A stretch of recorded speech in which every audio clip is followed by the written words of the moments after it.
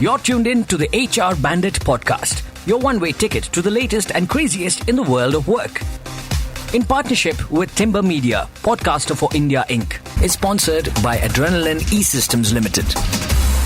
Hey, welcome to HR Bandit, the podcast where we cover the top 3 work news from the month gone by. This is your host, Ankita, joined with a trusty co-host, Apoorva, and today's mix is our best one yet. So, Apoorva, tell us, what's on the list today? I can tell that you are in a real hurry to get to it, so here it goes. First up, Dell announced that their employees can stay remote but cannot expect to get promoted. For our second topic, Ozempic maker Novo Nordisk has set a lofty goal for its leadership team. And finally, BCG released a new report in partnership with Moms First that tells us which benefit will more than pay for itself. But before we get to it, here's a compounded question for you, Ankita. Compounded because there's some trivia wrapped in the question. So there was a recent yearly report published about the share of women in executive roles in 2023 over 2022 in corporate America. Do you think women representation in executive roles fell or increased over the last 2 years? Well, you know what? I realize I always get handed the opening question just because of how we do our intro. So we're going to do a switcheroo today. I'm not running away. This is not me escaping. I will still answer your question, but I'll do it at the end of the show. And instead, I'm going to ask you a question that's been looming on top of mind for me. Now, in a recent conversation I had, someone introduced me to this thing called the envy test, and I've not been able to get it out of my head.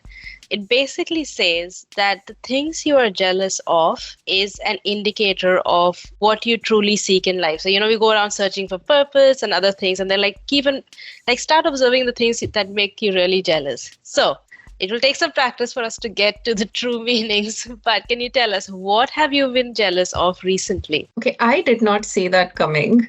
And I don't think my answer here would be linked to purpose, but I'll think about it much deeper at a later time. However, off late, I've been really jealous of so many colleagues of mine who went on skiing trips over the winter. Leave alone skiing, I've never seen an actually snowfall in my life ever. And all the pictures have made me really want to witness a snowfall next winter without fail. And Ankita, what would be yours? Well, first, be careful what you wish for. After a point of time, you might just get tired of seeing snow. But very recently, I've been very jealous of someone who's been splurging on home decor. The two of us really bought a new home at around the same time and have very different budgets. And initially, I was like, oh my God, I really wish I had that kind of budget. It made me think about why am I jealous of her? When she would buy a terrible piece of furniture, I was like, yeah, right, I don't want that. But on reflection, I think it's really home has a huge value in my life. So taking my time with it, hopefully it'll get to where I want it to be and I won't feel jealous anymore. But with that little peek into our minds lately, I'm really excited about our mix today. So let's get into our first topic. All right. Bandits, do you remember how in our 2024 predictions, return to office was one thing we felt will not be a trend moving forward? Well, here we are with our first topic that's related to RTO or return to office.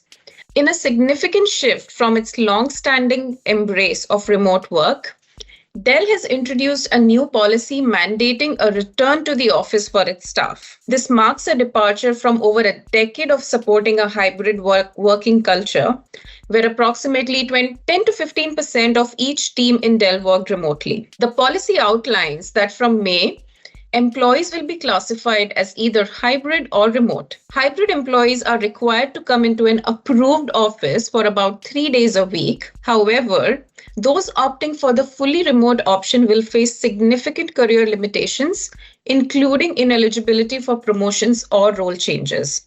This change has sparked widespread internal discontent, contradicting the company's previous recommendations for its flexible work arrangements and its recognition of disability equality. Dell defends the policy as a means to foster innovation through in-person connections, but critics argue that this move could be a reactionary measure to economic pressures suggesting no evidence supports the notion that in-office work enhances productivity.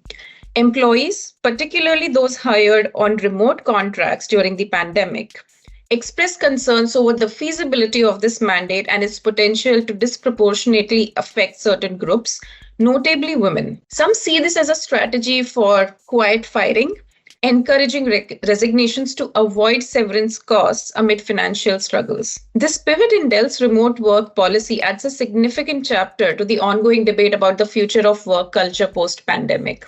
Ankita, what's your take?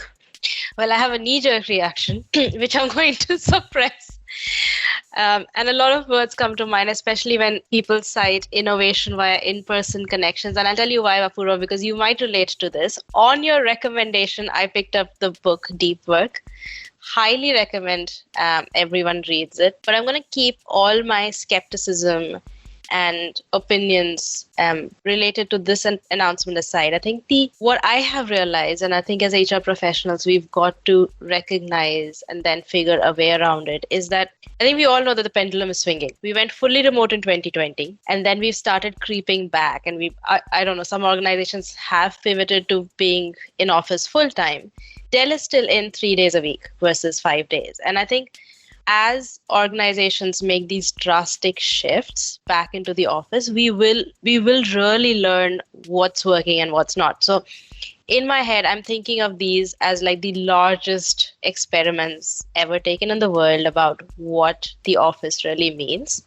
The downside is like these experiments impact lives. They're not to be taken lightly. So I really, really hope that the organizations that are pivoting towards this hybrid model or a complete in-office shift really look at their before-after metrics. And I'm hoping for a lot of papers and research studies that emerge in the next 3 years about what actually works. And that'll help us really root ourselves in what's the right place that the pendulum should last. I think till then, we'll continue to hear organizations make announcements like these. I'm sure we'll talk about it through the year.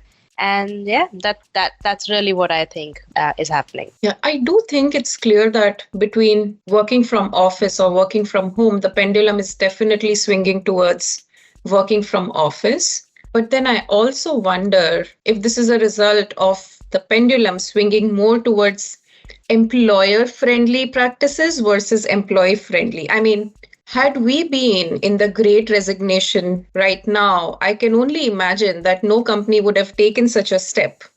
But I think now we are seeing more companies increasingly come up with ways to disincentivize remote work instead of incentivizing working from office purely because they can. So while I like the spirit of experimentation, I just wonder if steps like these might just lead to corporate employees organizing where they are not organized and establish collective bargaining rights before any such significant policy shifts are announced. Yeah, the one thing I really like about the two of us having this discussion is because I think we are at slightly different ends of the spectrum, right? Like, I really don't know if the pendulum has swung vastly towards the employers. Yes, in different market conditions, different people have leverage. And currently, maybe the employers have a certain leverage in making decisions. But I think there's also a lot of things that employers have to consider while making decisions as large as these, and especially when they're unpopular, right? Like, if I went with a popular opinion each time, I do think that the world of work would look very different from what it looks like now. I don't even know whether it'll be anarchy or it'll be better or worse. But I really think if we were to make a decision that was truly beneficial for employees, work getting done, and employers, we will have to swing the pendulum back and forth a few times. My only hope is that we publish our results for the ask to be taken seriously, and especially us as HR professionals, because we are looking at this, we have the metrics, and we really need to get better at measuring it and establishing proof, right? They said there's no significant benefit that exists in us working from an office. And I think those benefits have to be established. And I'm sure they do exist. Like, I think there are research studies on both ends of the spectrum, and we just have to ensure that we are able to stand behind our decisions 3 years later.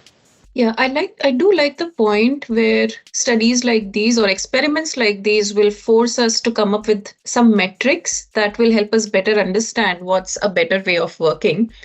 But I think we can continue this debate on and not reach a conclusion until we have those metrics. With that, I'm going to take us to our next topic, which is probably a polar opposite to what we just discussed. So, while our first news was about something that's maybe inducing stress among Dell employees, our next topic delves into how the Danish pharmaceutical company Novo Nordisk, known for its weight loss drug Ozempic, is working towards solving for it. So the company's CEO, Lars Frugerard Jorgensen, revealed at the company's annual shareholder meeting that a recent employee survey highlighted stress-related symptoms in 14% of its workforce. The company CEO aims to reduce this figure to 10%, emphasizing the importance of stress management for both employees and leaders within the company. To combat workplace stress, Novo Nordisk has implemented local action plans tailored to specific departments experiencing high stress levels, alongside 59 company-wide wellness interventions. These interventions include workplace massages, a running club, free healthy meals, and menopause support. Highlighting the company's progressive stance on flexible work arrangements, Novo Nordisk continues to endorse hybrid working models, allowing 2/3 of its nearly 65,000 employees to work from home or in the field. This approach has earned the company high marks for its work-life balance on the employee feedback platform Glassdoor, where Novo workers rate their work-life balance a 4.1 out of 5. However, it's not just Novo Nordisk employees facing stress. This is a widespread issue affecting the global workforce. Reports indicate that 3/4 of US employees experience moderate to high stress levels, with even higher percentages among younger generations. In the UK, the impact of mental health struggles is causing young people to miss significant amounts of work. And amid these findings, Novo Nordisk underscores the critical role employers play in ensuring the workplace remains a stress-free environment, reminding leaders of their significant influence on their employees' mental health. What do you think, Ankita? I have three points I want to make. So the first is a slight digression from our Novo Nordisk conversation, because you said our previous topic induced stress. And I have these random newsletters that I subscribe to that send me facts every now and then. And this hit my inbox just yesterday. So and it blew my mind. I still have to go in and see what the research is behind this fact. But this says 53% of the people they surveyed, whoever they surveyed, and I'll put all the links in the show notes as usual. So it says 53% fear in-office work for the rest of their life more than climate change. And almost half, 43%, are more afraid of RTO than getting divorced or losing their romantic relationship. Now, I'm like, if you want an eye-catching fact, here it is. But oh my God, like I don't believe this one, but I did not see that coming. I really want to know what's the sample they surveyed. Me too. So I have to like go in, read the report. I'm gonna pop the link in, Bandit. So if you're looking for a laugh, or looking at it more seriously, you can go take a look at this report. But coming back to our specific organization in question, I need to speak to someone working in Novo Nordisk. So Bandits, if you work for Novo or know someone who does, can you please connect me to them? I really need to know more. If only 14% of their employees are stressed, they're definitely doing something right, even if their definition of stress differs from how surveys usually ask. And I think this is important because versus asking the usual question of, are you feeling stressed, which I've seen in some employee surveys, and I don't even know if I can trust my own feelings, let alone trust everyone else's feelings. The question Novo Nordisk actually asks focuses on recounting a situation where the employee feels tense, restless, nervous, or troubled, or unable to sleep at night due to thoughts about their problem, which I genuinely think is a better question. Now, the flip side is also because Novo Nordisk's definition focuses on symptoms rather than feelings, they are much likely to get a lower number. So maybe that's one thing we do. We just flip around our stress-related question and we get a lower response, I can even then guarantee that organizations would rank much higher than Novo Nordisk will if they even switch their question around. Now, there's a lot for having a target like this. 10% is really ambitious in my opinion. And I know that it isn't the massages, free healthy food, running club, or flexible working that are the true reasons. I think they help. They make an organization more attractive to work for. But I think putting the onus on leadership at all levels really pushes them to keep work sustainable, take on goals that actually hit targets without burning people out or planning for a 50-hour work week. I quite liked your observation there, and I'd honestly not thought about it that way as to how the survey question itself was structured. If I run the same thing in my head, I would answer differently if someone asked me to describe a situation when I showcase symptoms of stress, versus 9 out of 10 times I would say yes if someone asked me if I feel stressed right now, or most of the time. But just like you, what I really like about the steps Novo Nordisk is taking, that they're going beyond the superficial and really trying to solve for what induces stress in the first place, rather than just solving for the after effects via take recharge days, or how a startup likes to call it, clean air days. So I like how we agree on this topic. For a change. Okay, so with that, Ankita, you want to get us to our final one? Yes. Now, our last and final topic is a new report from Moms First and BCG. Now, this report reveals that US employers investing in childcare benefits experience positive returns on investment ranging from 90% to 425. Now, while this research is based on US, I am confident that it will pan universally. Now, this research includes financial analysis, personal interviews, survey responses for nearly 1,000 US-based employees at 5 companies across sectors. Now, findings state that 86% of respondents said they were likely to stay with their employer because of the childcare benefits. And as much as 78% said that peace of mind resulting from the benefit has given their careers a boost. Now, the best bit, however, of the research is that retaining as few as 1% of eligible employees can cover the cost of providing childcare benefits to all of those who are eligible within the company. And while I think the sample set should have been much larger, and there's always a question about vested interest because it's by Moms First, I love the research. And I think before I tell you a little more about why I love it, Apoorva, how do you feel about this report? I'm wondering how Google, that closed one of its daycare centers in Mountain View, California for its employees early this year, would be reacting to this report. The report also mentions that 56% of parents or part-time workers who are parents would go back to full-time work if they had access to quality childcare at lower cost. I do want to remind our listeners that in episode 25 of the podcast last year, we covered the research on gender pay gap by Claudia Golden that won her the Nobel Prize in Economics, which also mentioned how the pay gap intensified after the first child is born, primarily because in majority of the cases, childcare responsibilities fall on the mother, who in absence of quality childcare at a reasonable cost may just take a break from active workforce. Aside, while the report is US-centric, I do want to take a moment to talk about childcare benefits that exist in Indian organizations where legislation has played a huge role. As per the law in India, any enterprise that employs 50 or more employees should have daycare facilities located either within the workplace, the employee's neighborhood, or within 500 meters from either of those. Many companies, as a result, choose to partner with daycare chains to open a center near their office to meet this requirement. And anecdotally, when I was working back in India, I have heard really positive stories from working parents who utilize this facility, even if they were paying for it, be it at subsidized rates or whatever. But I've heard more people cite it as a positive than I have not. Yeah, and the report also says that those who are non-parents also highly support this benefit. And I'm not surprised. I think this is one of the things where India has gotten right and other countries need to follow suit.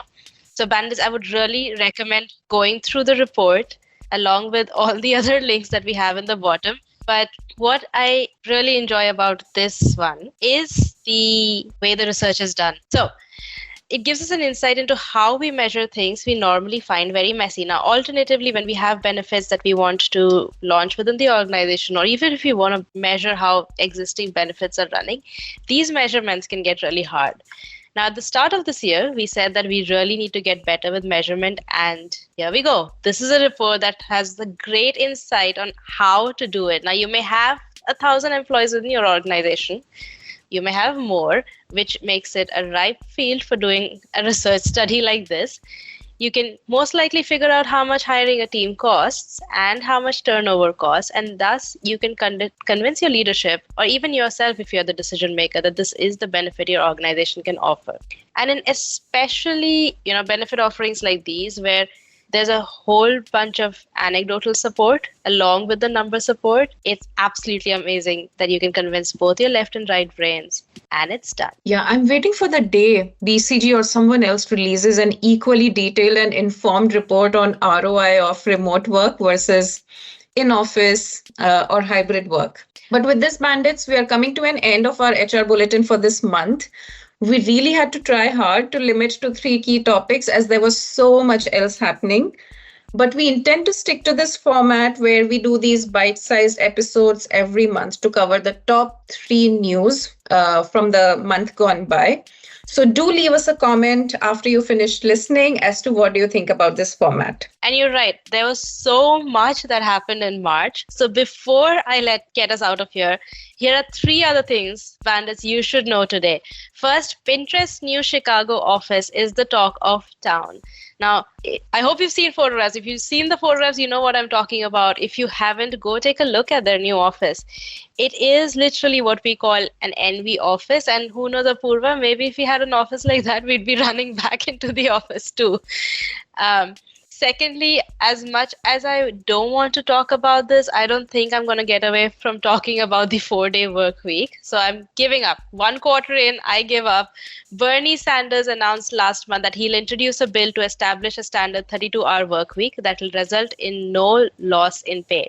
He said, moving to a 32-hour work week with no loss of pay is not a radical idea. Today, American workers are over 400% more productive than they were in the 1940s, and yet millions of Americans are working longer hours for lower wages than they were a decade ago. And lastly, Apple killed its car project, and one of the side effects is that they're cutting over 600 jobs. Yeah, that was quite the mix. But Ankita, I see you trying to get us out of here, but we still have to answer the question that I posed in the beginning. You're a dog with a bone. Okay.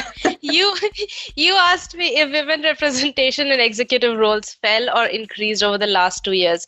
Now, I don't know about the last 2 years, but in 2023, immediately, Jacinda Ardern, Prime Minister of New Zealand, or the ex-Prime Minister of New Zealand, and the previous YouTube CEO, Susan Wojcicki, come to mind. So I don't know about the last 2 years, but I think in 2023, the number may have fallen. Did I get that right? You are correct. And let me add a few key points for our listeners. As per a report by S&P Global in April 2024, women's share of executive roles dropped in 2023 for the first time in nearly 2 decades. While we would love to get into more details, we will maintain the suspense and probably cover it in our next pod. There you go. You already know what we could be covering next month. So on that note, on behalf of Apoorva and NHRDN, this is Ankita and we are out. You're tuned in to the HR Bandit podcast, your one-way ticket to the latest and craziest in the world of work. In partnership with Timber Media, podcaster for India Inc., is sponsored by Adrenaline E-Systems Limited.